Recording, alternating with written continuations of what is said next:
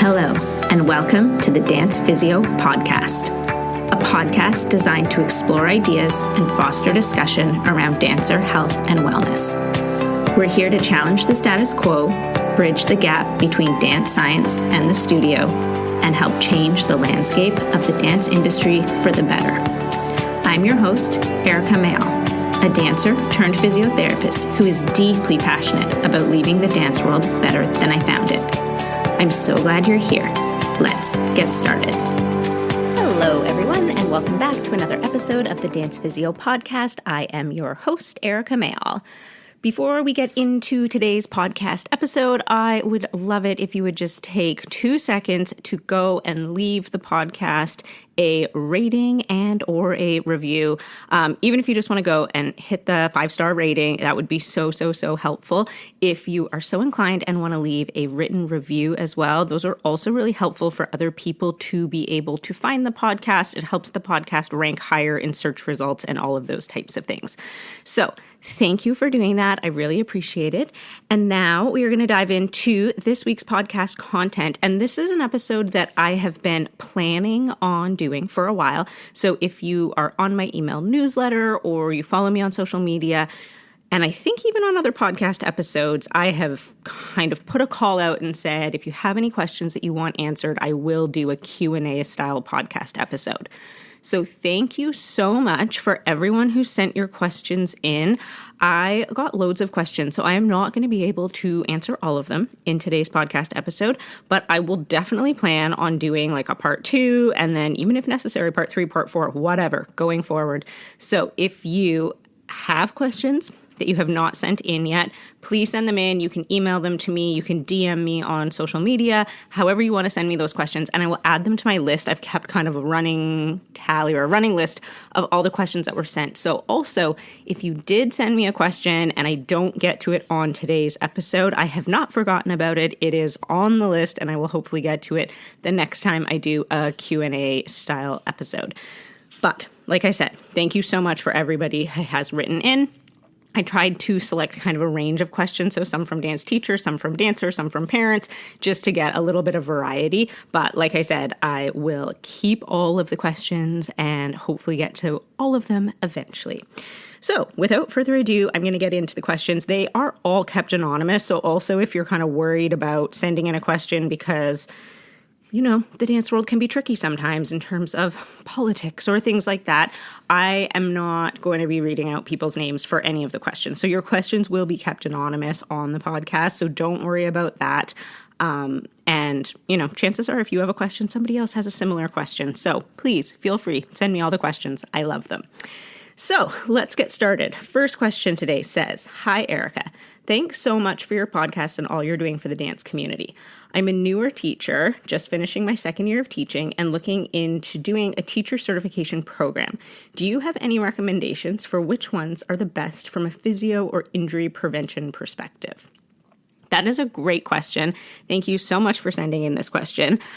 As far as teacher certifications, I am going to assume from this question, it's not sort of 100% clear, but I'm going to assume that you are talking about doing like a kind of syllabus teacher certification program as opposed to, you know, a one-off weekend type certification. And I can talk a little bit about the differences of those. So if we're talking about a syllabus certification course, there are lots of different ones and lots of different ones that focus on different styles. So if we're in the world of ballet, the common ones that we see will be like RAD, Royal Academy of Dance. There is Cicchetti, there is the ISTD. There's a whole bunch of different ones.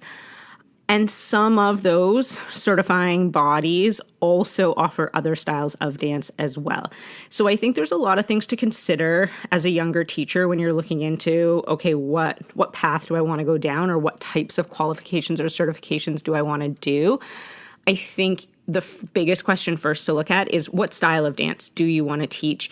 Do you just want to teach ballet? In which case, you can look at some of those more ballet-specific qualifications.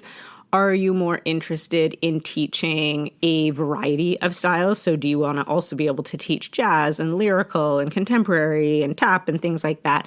Some of the certification or qualifying bodies have a much broader range of genres or styles that they have available. So that's one thing to consider. Something else to consider, I think, is where you are located. And from your question, it doesn't specify. So what country you're located in, and then how easy the access is to not only the courses, but if it is a certification program that then is an examining body and you want to be able to put your dancers forward for dance exams and things like that, how easy or how practical is it going to be for you to arrange examiners and things like that? And I only bring this up because I know our listenership is very global. There's people all over, and there are some specific qualifications or certifications that are really, really popular and prominent in some parts of the world, but almost non-existent in other parts of the world.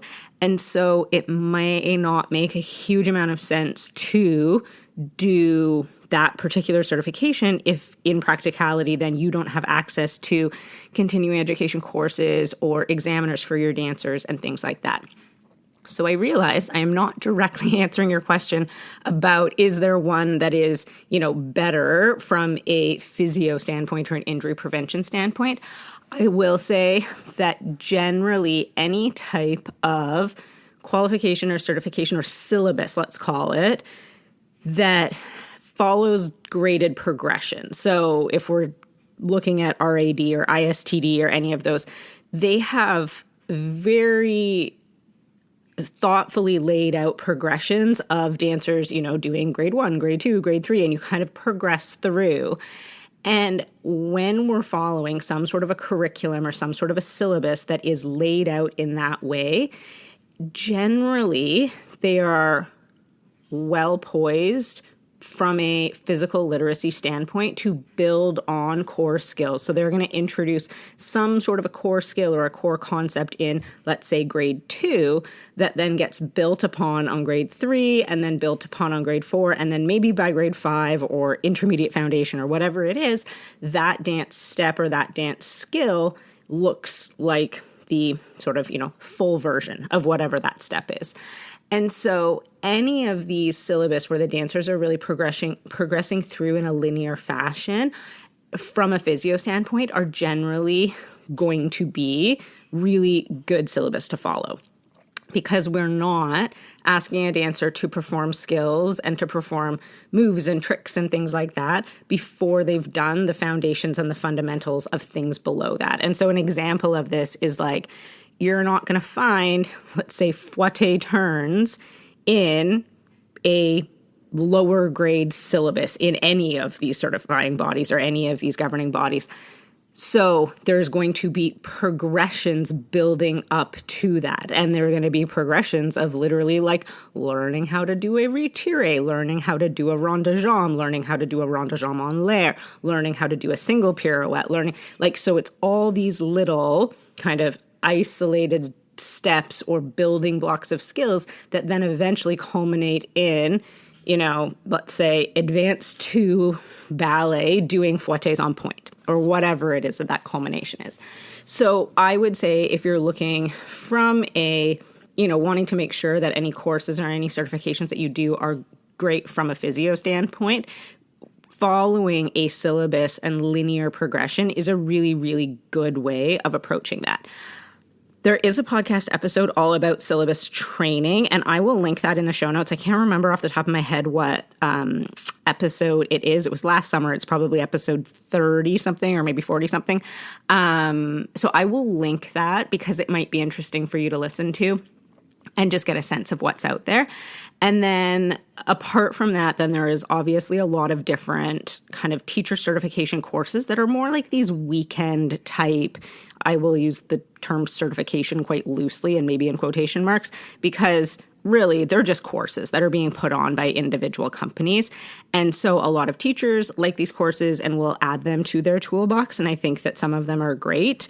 However, if we're looking at like actually doing a more in-depth teacher qualification, I would definitely encourage you to look into some of the syllabus and then particularly the syllabus systems of the styles that you're interested in teaching. So hopefully that is helpful. It's a little bit of a broad question without knowing what styles of dance you teach or where in the world you are, but generally looking at those syllabus systems that have very laid out linear progressions through the levels are going to be really great from the perspective of not pushing dancers too soon for skills that they're not ready to when we have a dancer who follows that syllabus progression. All right, moving on to question number 2.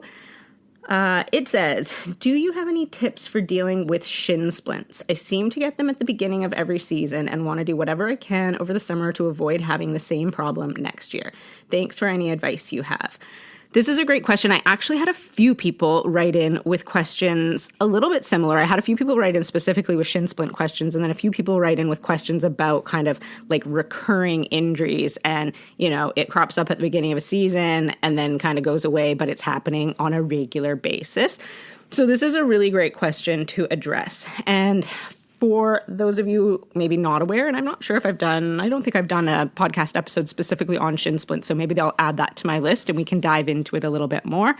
But essentially what shin splints are is irritation of the bone along the shin in our leg that usually comes from it can have a few different sources, but often comes from the muscles that attach into that bone, sort of pulling on the bone and irritating that muscle attachment site in through there. It is very common that we see shin splints pop up when there is a change in activity level. So similar to this person's question saying, I deal with them at the beginning of every season. And then it sounds like in their case, they probably go away throughout the year, but then they happen again at the beginning of every season. And this doesn't surprise me at all because shin splints are often something we see when we see sudden changes in training load. So over the summer, if dancers have the summer off and aren't dancing as much, and then all of a sudden at the beginning of the next dance season, whether that's in September or whenever that is, their training load increases dramatically, and especially the impact amount of their training load. So, you know, maybe you were a little bit active in the summer, but maybe you were doing things like swimming or who knows, whatever you were doing. And then all of a sudden you come back to dance, and dance is such a repetitive, high impact activity. A lot of jump landings, a lot of single leg jump landings. And that sudden spike in training load is often the thing that will kind of exacerbate shin splints. And so they'll tend to get irritated and last for, I would say on average, anywhere from a couple of weeks or sometimes maybe even less than that, up to about 6 weeks-ish for some people. And then they'll start to dissipate as the body adapts to that training load. And then people are kind of fine for the rest of the year is a very common pattern that we see. So when we talk about or think about how do we kind of quote unquote deal with shin splints or what can we do to prevent this? Well, one of the things that we can look at is what is your off-season training looking like? And I have talked about this all the time on the podcast, so this isn't a new topic. But if we have off-season training that is happening, that doesn't necessarily mean our dancers are dancing. We want them to have a break from dancing, but there should be some sort of training that is going on. So dancers are going to be working on, strength training or cardiovascular fitness and things like that. And if you're somebody who knows that you struggle with shin splints with that transition back to dance, you will probably benefit from making sure that at least some of your off-season training is a little bit impact-based. And so whether that is walking or jogging or some sort of activity that has some amount of impact. Now, we don't want to go crazy with this and then, overload people and create overuse injuries from an impact perspective, but we want to make sure that your off-season training has some impact so that when you transition back into dance, it's not such a dramatic increase from going from no impact activity or very low impact if you're walking or you're biking or you're swimming or maybe hiking or things like that. Those are very low impact activities to all of a sudden higher impact dance activities. So I would say make sure your off-season training has some amount of impact in it so it's not such an abrupt transition. And then we also want to make sure that the off-season training involves training the foot and ankle and calf kind of complex. And this is going to be different for everyone depending on what their structure is like and where their own imbalances or weaknesses or things lie. We often see shin splints develop in people who maybe have a very, very high arched foot. So, that sort of quote unquote ideal dance foot, but it is often a little bit rigid. So they don't have a super mobile foot. They have this kind of high arched, but maybe not super mobile foot, which means that foot is not as naturally good at shock absorbing, so more of that force might get transmitted up to the shin and cause some of these kind of issues.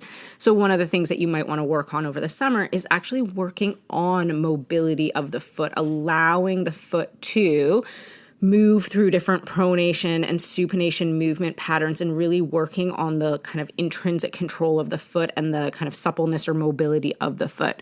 We also want to make sure that we're working on ankle mobility and calf length. So if people are really tight through their calf muscles and or they're restricted in their ankle mobility and specifically into dorsiflexion, that will often kind of predispose them to having more shin splint issues. So that would be a really good thing to work on and to address in the off season. And then one of the other things we see really commonly in dancers is that dancers are often really weak down their shins. So we spend so much time on our toes, like on demi-point or on point, depending on what styles of dance you're doing. And so we have very developed calf muscles oftentimes. We're really using the back of our legs all the time from being on that sort of releve or demi-point position. We very rarely go the other direction where we have our heels on the floor and we're lifting our toes up, or we're not often using the strength of the muscles down the front of our shins. So we can often get this imbalance where we're overusing the back and not using the front enough.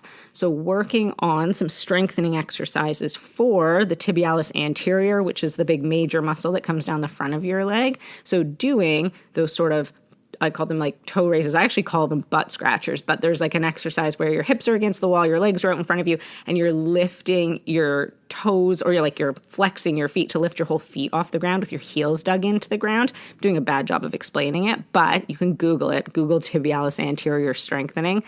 That is often something that dancers are really lacking. And you might find if you try those strengthening exercises that when you first try them, it actually kind of exacerbates things. Like people will do like not very many repetitions. They'll do 6 repetitions of an exercise and be like, oh my goodness, my shins are cramping up or I'm getting pain. Like you might need to start really, really slow building up the strength in those muscles. So the summer is a great time to do that and to slowly build up the strength in those tibialis anterior so that when you return to dance, we have a little bit more balance between the muscles on the front of the leg and on the back of the leg. So all of those things would be good things to consider just to try and prepare the body for that return to dance so you don't get that transient sort of shin splint symptom that is a result of those sudden changes in loading and specifically that impact loading. Also, when you first do return to dance, knowing that you potentially are a bit more susceptible to this, you also really want to stay on top of making sure that you are paying attention to your foot mobility and your calf mobility and ankle mobility and all of those things. So stretching out the calves and rolling out your feet and all of those types of things, you want to be really on top of through the beginning of the dance season. So don't wait until your shins start to bug you to then start to be like, oh, what should I be doing about this? Try and be a bit proactive and know that, okay, even from the first day back at dance, every day after dance, I'm going to spend some time working on that area to try and mitigate the effects of that sudden transition.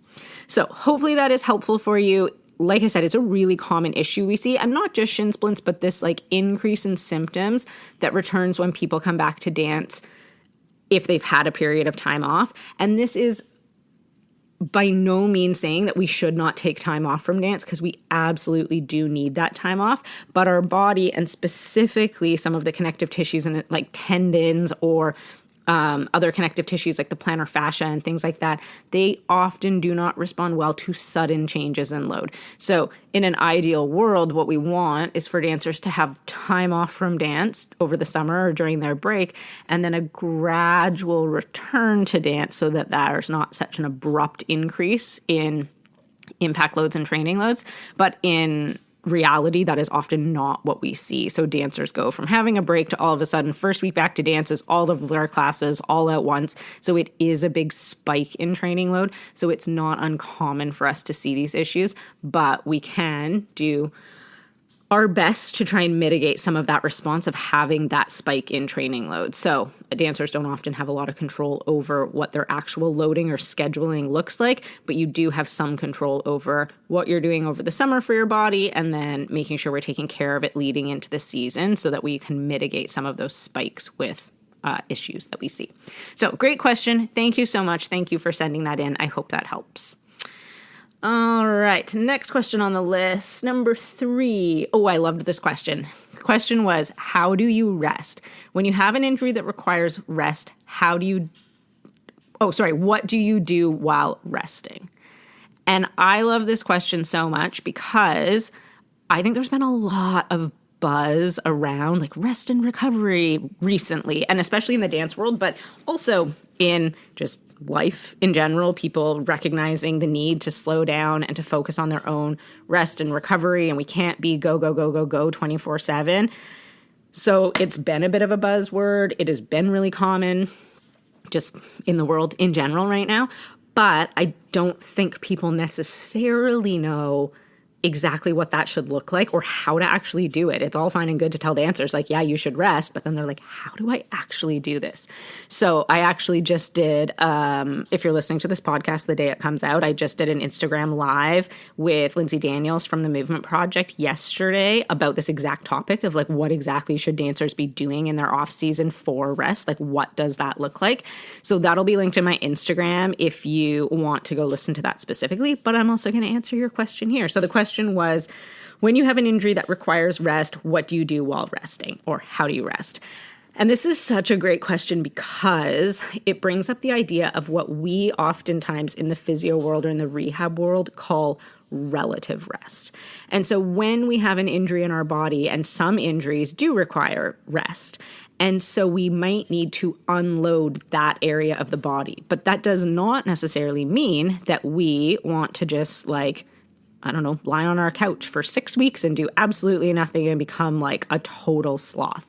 So this is where this idea of relative rest comes in, where we want to unload and rest the area of our body that is injured that we're currently protecting, but we can still be doing other things with the rest of our body. And so depending on what your injury looks like, this is going to be different.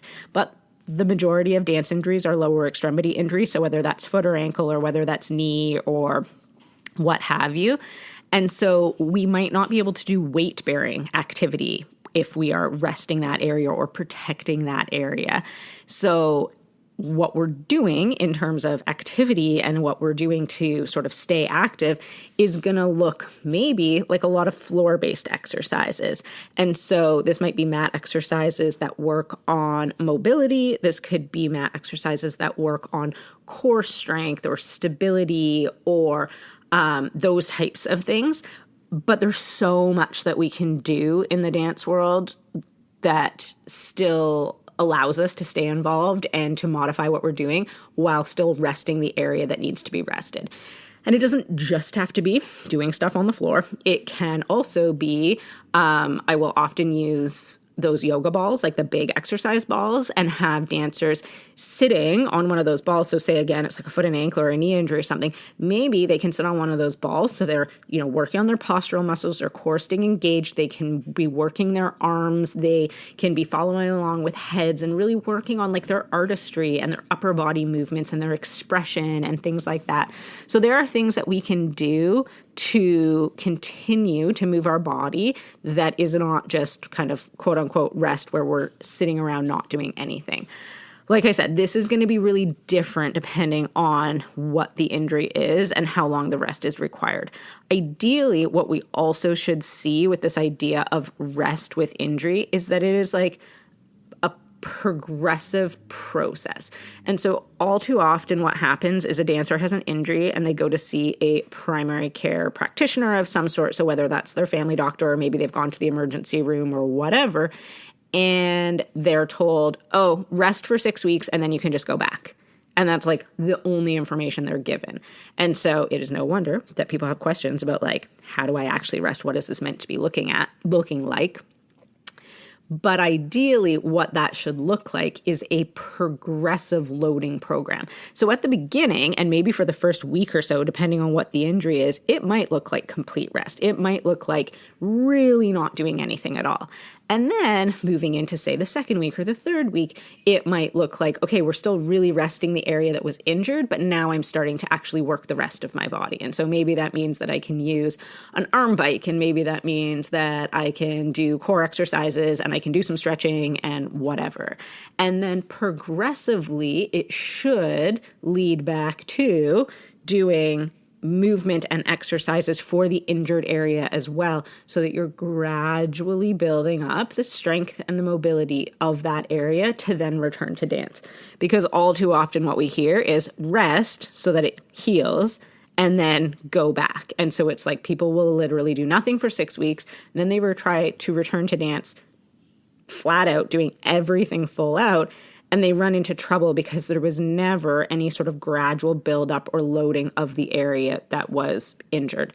So we want to think about relative rest. So it does not have to be completely passive rest.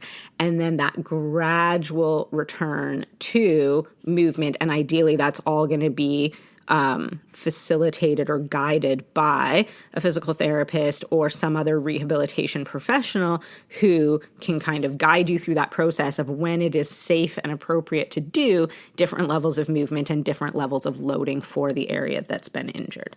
So hopefully that is helpful. Like I said, it's a little bit individual based on the actual area that's injured, so it's kind of a bit of a more broad answer.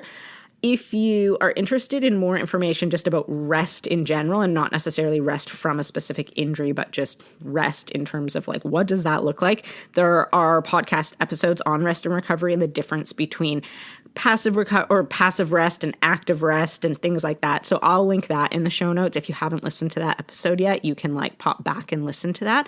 But I hope that is helpful in terms of this particular question, which was really specifically about what do you do when you have an injury that requires rest? What can you how do you manage that? And so that is that idea of relative rest and how we can still continue to keep other parts of our body active and loading those areas while we're resting the part that was injured.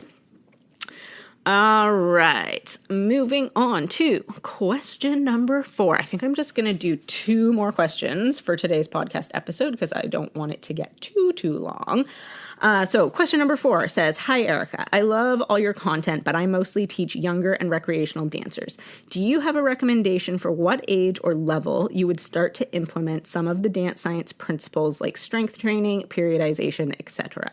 I totally agree that these things are critical for the long-term health of dancers and should be included in training plans, but I'm unsure how necessary they are for younger and or more recreational dancers. Thanks so much." This is a great question, and this is a question I get often when I teach courses for dance teachers, and specifically the Savvy Dance Teacher course, which is the applied dance science course. This is definitely something that comes up a lot. That's like, when do we actually start to implement these principles, and like at what level and with which dancers? So if we're talking about things like introducing maybe like set classes in our schedule that are like stretch and strength, or like a specific conditioning class or things like that, my rough guideline in terms of age is usually like around 10-ish. And that's usually the time where dancers transition a little bit into like increasing their hours if they're a competitive dancer and they're starting to be a bit more serious about it. And a lot of dancers are also just before they're starting to enter into kind of adolescent growth spurt and puberty and things like that. So usually it's going to be somewhere around that age. It might be a little bit younger depending on how your levels are divided, or it might be a little bit older, but that's kind of a rough guideline of when we really want to start to intentionally implement a lot of these dance science principles. That being said, I also think it is never too early to implement some of these even in your little kid classes and even in your recreational classes. But that doesn't mean that it's necessarily going to be a completely separate class outside of their actual dance class. But certain dance science principles, like components of a good warm-up, so teaching your dancers that ramp formula of a warm-up, you're not necessarily going to teach them the whole theory behind it and, this stands for this and this stands for this. But from the youngest dancers, like the little kids, telling them that this is the warm-up part of our class. It's important that we warm up our bodies so that we have blood that flows to our muscles. Like, you can use very simple terminology, and it doesn't have to be a long explanation. And your warm-up with little kids might look more like a game. It might not look like a super structured sort of warm-up, but planting that idea when they're really little, so as they transition through the levels, they know and understand that a warm-up is non-negotiable. A warm-up is active. A warm-up gets our heart rate going, like all of the things that we know about warming up, just makes that transition easier when they get to higher levels. Because we don't know with little kids, like which of those dancers in, a baby ballet class or whatever it is, are going to go on to be our really high level, serious, competitive or pre-professional level dancers, and which ones are, going to stay recreational for the whole rest of their life. So I don't think we can implement those principles too early in terms of just teaching kids what it is we're doing and how their body's working. And when we're doing, if you're doing stretches in class, teaching kids what that stretch should feel like, and, teaching them that we don't want it to be painful, and all of those concepts and principles, I think that we can teach and incorporate right from the youngest and the most recreational levels.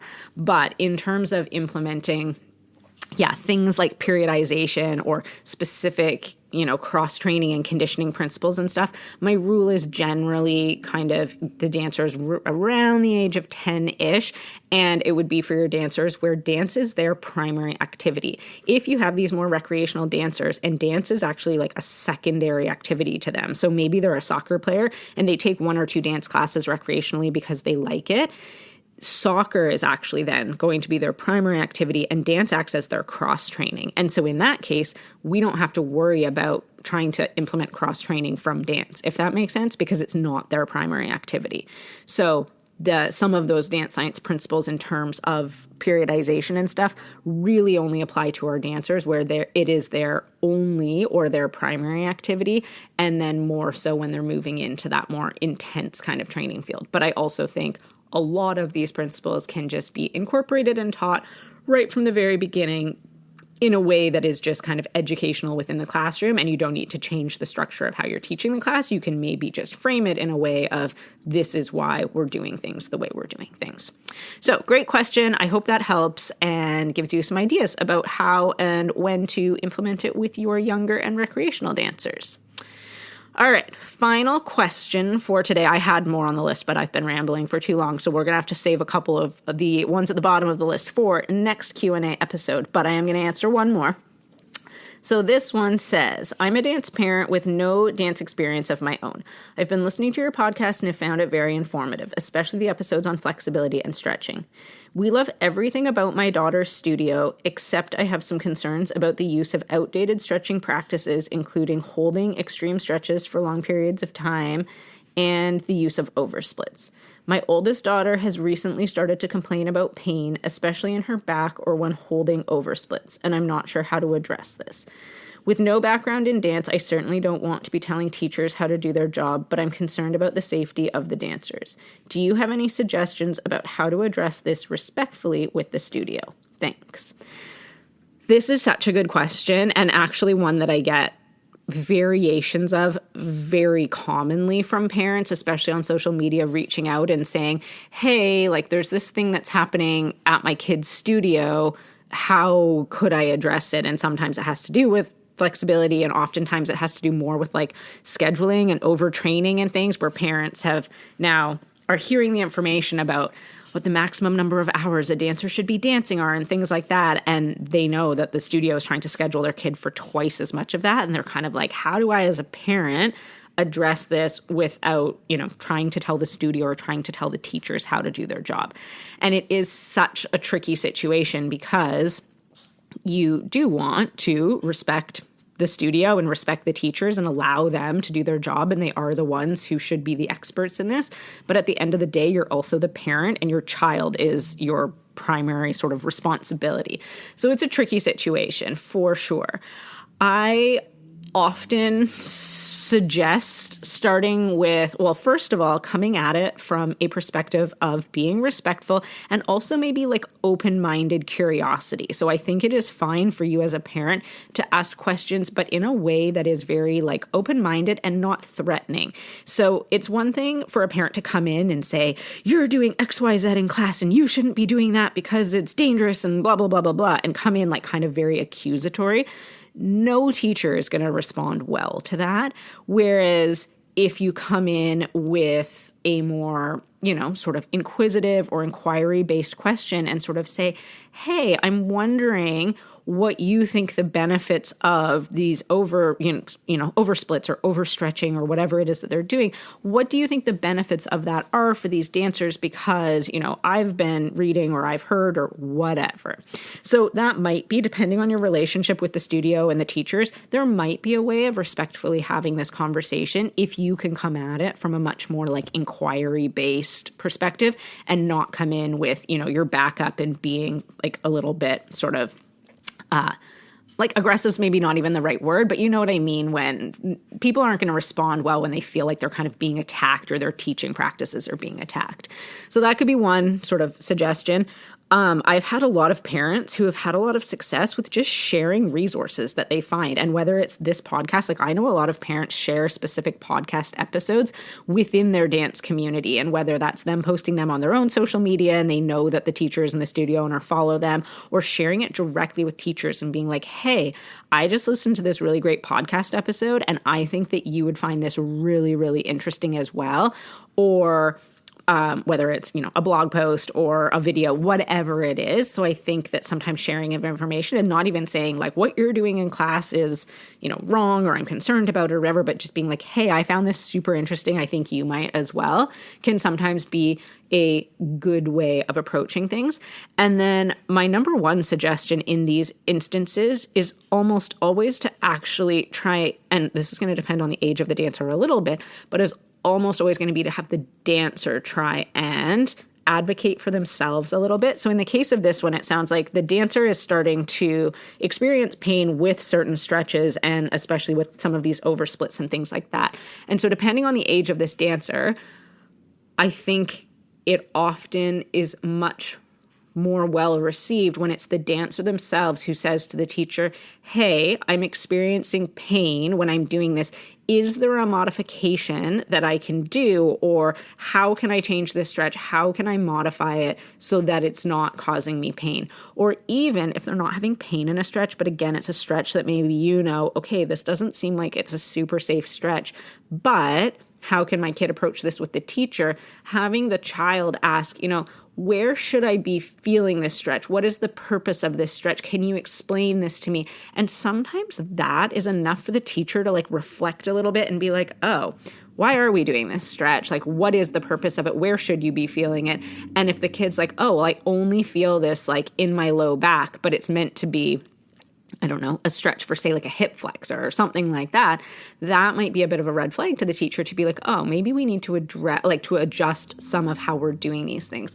So I will always sort of suggest that dancers try and advocate for themselves a little bit in terms of asking, again, respectful questions and trying to sort of open that dialogue with the teachers, because I do find that teachers more often than not are very responsive to the dancers, and especially when they are coming at it from a lens of curiosity and them wanting to understand more about either how the body's working or how that stretch is working within their own body and things like that. Because I do think it can be a little bit tricky when it's the parent who is trying to intervene and you're not necessarily in the classroom. So if we can empower our dancers to ask more questions, and this is something that I encourage all of my dancers who I see in the clinic to really open that dialogue with their teachers. And especially because we're often dealing with dancers who are returning to dance after an injury, there might be things in class that they're not meant to be doing, but I will give them alternatives. And so I will send them to class and say, okay, start a conversation with your teacher and say, hey, these are like the limitations of, and I send them with a form. So it's not them just having to remember these things, but these are the limitations of the things that I can't do in class right now. But these are the modifications that I can make, and these are like the adjustments that I can make. And I've never had teachers who have had any issue with that when they have that kind of like direction and that open dialogue. And so sometimes that can be a way of approaching things as well. So especially if you have a child who's starting to experience pain with certain things, it might be worth having them have an assessment with a physical therapist or something, just to check that there's nothing, really big going on or nothing super sinister. But in the course of that, you also might be able to say, hey, like these are the stretches that they're doing in class. Could you give us some alternatives?